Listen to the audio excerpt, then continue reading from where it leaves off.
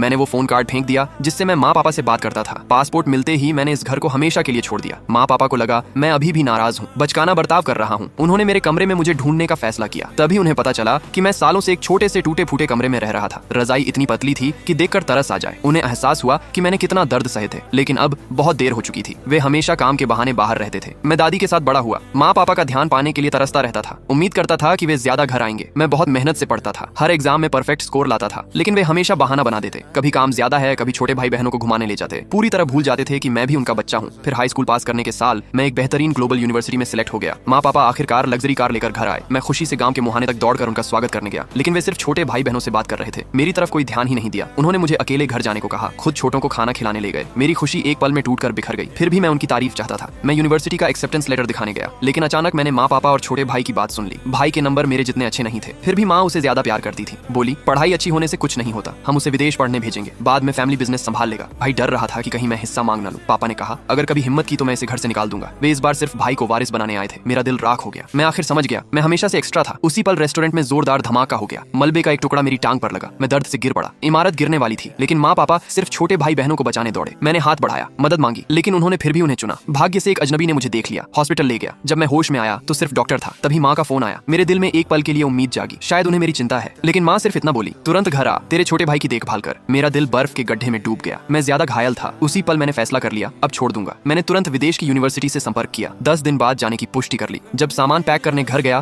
तो ताला बदल चुका था। मैंने माँ से दरवाजा खोलने को कहा। माँ ने मुझे मैसेज भेजा, रेस्टोरेंट में सबके साथ हंसते खाते की फोटो। उसने सिर्फ इतना साबित कर दिया कि मैं हमेशा से बाहर वाला था। अगले दिन माँ पापा ने मुझे दरवाजे पर सिकुड़ कर बैठा देखा। उन्हें कुछ एहसास हुआ। उन्होंने कहा, अब तुझे पापा का सरनेम वापस दे देते हैं। क्योंकि छोटा भाई पैदा हुआ तो उन्होंने मुझे दादी का सरनेम दे दिया था। सालों बाद वो पहचान जो मैं हमेशा चाहता था आखिरकार हाथ लगने वाली थी, लेकिन अब मुझे नहीं चाहिए थी। मैंने सारे डॉक्यूमेंट्स कूड़े में फेंक दिए। बिना मुड़े मैं इमिग्रेशन ऑफिस चला गया, पासपोर्ट के लिए अप्लाई किया। फिर मैंने सालों में कमाए सारे अवार्ड सर्टिफिकेट फाड़ दिए। परिवार की तस्वीर जो मैंने बनाई थी उसे जला दिया। दादी से जो मुझे पाला था अलविदा कहा। फिर मैं बस में बैठकर अपने गांव को छोड़ दिया। 5 साल बाद अपनी मेहनत से मैंने अपनी खुद की कंपनी बना ली। आज भी मैं दादी का सरनेम ही रखे हुए